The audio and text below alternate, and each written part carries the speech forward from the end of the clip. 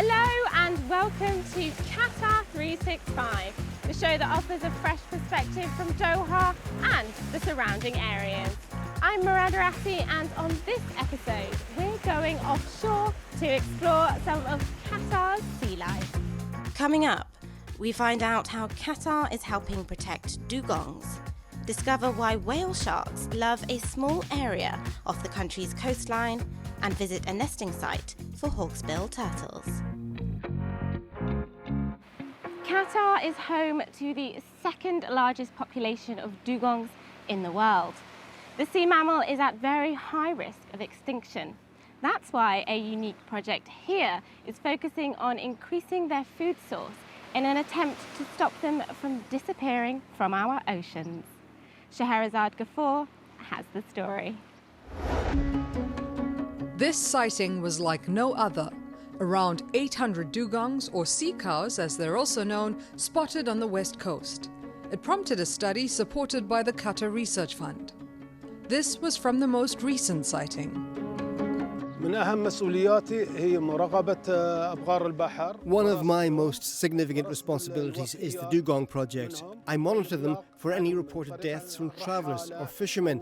They inform us of any deaths or entanglements, and we keep a record of all of that. Recently, a fisherman reported that a dugong became trapped in his nets and he managed to release it, and the Ministry of Environment and Climate Change rewarded him for that. Evidence of the marine mammals date back millions of years. Now they face serious risks as they come up for air from speedboats or fishing nets. In the last 50 years, their numbers have dropped by around 25%. They are so friendly, so nice to be close to them, to watch them from distance. And you can find this relation between mother and the calf. They are swimming together, they feed it, they carry it sometime when it's tired. This area is rich with this animal, but you need someone who have experience, especially local or scientists. We need to go to educate people how this animal is suffering if we not protect them. We hope this dugongs can be seen not by our son, by our grandson and grand-grandson. These creatures feed on seagrass, up to 40 kilograms a day, but the equivalent of around 2 football fields is lost annually. That's why there are attempts to rebuild and restore seagrass meadows. So our research programs revolve around the theme of sustainability, which is in alignment with Qatar National Vision 2030. Seagrasses are vulnerable to physical disturbances like excessive trawling and dredging, harmful fishing practices, pollutants, changes in the climate, and more.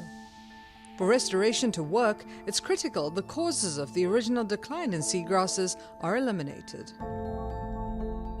So what we did from 2014 to 2020, we developed a high spatial resolution map. This benthic habitat map studies the different habitats around the coastal area of Qatar. So this map shows you the distribution of the seagrass, and you can use it in different applications like ecosystem management. The shallow water flowering plants need the direct sunlight to grow, but when the area is dug up for development, the dugong's main food source is removed. Going out to sea for the restoration of seagrass meadows is essential. That's why we're tagging along with the team to see what this very special mission is all about. The team collects samples, checking on the water quality to see if new plants are thriving. There are more than 70 seagrass species worldwide. 3 of those are found in Qatar. The meadows provide shelter, refuge, and food for many marine species. For replenishment, the area would need protection from activity for at least 6 months, as fast-growing seagrass meadows can rebound from disturbances. But many grow slowly, taking centuries to fully recover, making it even more crucial to protect this dugong feeding ground.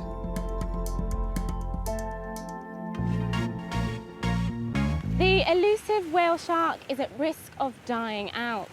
With characteristic dotted fins, these gentle giants have become an endangered species over the years. But there is one place off Qatar's coastline where hundreds can still be seen gathering each year. I spoke to Mohammed Jaida, a leading whale shark research scientist, who told me why this location is so special. This is a phenomenon that happens in Al Shaheen. In summer, there is a lot of evaporation in the seawater because of the heat. And the average temperature in the Gulf during summer is about 34. But we found that in Al Shaheen, actually, the temperature the average is 27. It is the ideal temperature for fish egg incubation. Why do the whale sharks like Qatar's coastline so much? They come to feed on fish egg. You know, normally they feed on plankton. But here, with the fish egg, if they take the same amount, it will be tripled in gaining fat and energy and protein in their system. So they come and feed. And from tracking the whale sharks, we discovered that at the end of the season, end of September, the whale sharks, they actually go down to 50 meters and they travel from Qatar to Kuwait, Saudi, and then they come back all the way to the Gulf of Oman. But in Qatar, they come specifically to feed. So we discovered that the area is very important. It's an important fish nursery and breeding ground. And also, there is lots of energy in the area. You know, this cold water is very important for the Gulf because this improves the climate in the middle of the Gulf and especially on those areas. Otherwise, it will be too hot and it will kill lots of fish.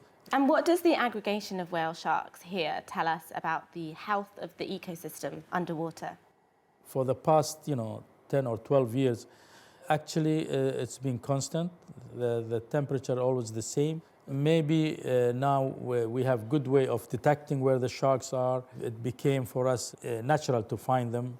And also we have pinpoint the main aggregation area, so we don't waste time. But we noticed from 2019 until now, there was an increased number in the gathering on each day. Like 2010 and 11 and 12, we used to see like 180. Maximum we've seen around 210 like that, But 2019 and 2020, we have seen more than close to 400. And what do you think's behind this increase since 2019? From 2010, we started pushing to reduce the number of ships in the area navigating, especially in this spot. They are aware of that, and they avoid the area, which I would like to always thank them for that, because they now detour, take longer trips sometimes, and they keep an eye. When they see the whale sharks, they avoid them. So it is a very nice protected area for the whale sharks. So the whale sharks are actually coming with more numbers. Every year, a section of Fawarat Beach is closed for a very specific reason: to allow hawksbill turtles to nest and lay their eggs. They're the most endangered of the 7 species of sea turtles, with estimates suggesting there are less than 25,000 nesting females globally. And experts are focused on conserving this area.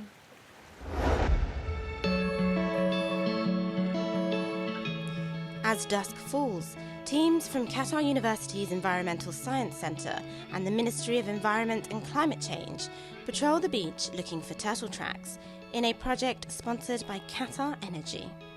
I join the search. Tracks means a turtle's close by and laying eggs. The main aim of the project is we monitor the nesting population that comes here to Qatar. So we count the number of females, we patrol the beaches, count the number of nests they do, and we tag them and things like that. And then from that we can work out things like how many turtles are coming, how many eggs they're laying, things like that. The number of turtles nesting per day can vary. Their arrival is unpredictable and can depend on the weather or how high the tide is. But seeing them up close is spectacular. In Qatar, female hawksbills lay on average 70 to 80 eggs per nest, and about 75% of those hatch successfully. Scientists are on hand to protect the eggs and make sure everything goes okay. Each turtle is tagged, and some are recognizable, returning year after year. After nesting, they head back to the sea until the next time. One turtle will do 2, 3, 4, possibly 5 nests in one season. It's important to study these turtles in terms of climate change. So the nest temperatures we get in nests here are what people predict will happen in the Caribbean in 50 years' time. So we're already experiencing that here. And that's not to be alarmist, but seeing how these turtles have adapted to those conditions can give insights into what may happen elsewhere. With its soft sand and sheltered aspect, this beach is the perfect location for the turtles to lay their eggs. And the team here relocate many eggs to this hatchery to protect them from the elements. The eggs then spend an average of 55 days underground before hatching, and baby turtles head out to sea. The project covers 8 different sites. With the pandemic, we saw a significant increase in nesting numbers in public beaches such as Al Maruna and Al Gharia. That is due to the fact that there were no visitors, no camps, no lights, because the lights, they affect the turtles as well. Qatar is raising awareness of the importance of conservation efforts to help nesting hawksbills. Visitors are most welcome from Qatar and abroad. We have been contacted recently by visitors from the GCC that are interested in visiting the site because this project is one of its kind in the region. And projects like these are vital to ensure that this next generation of hawksbill turtles have a fighting chance.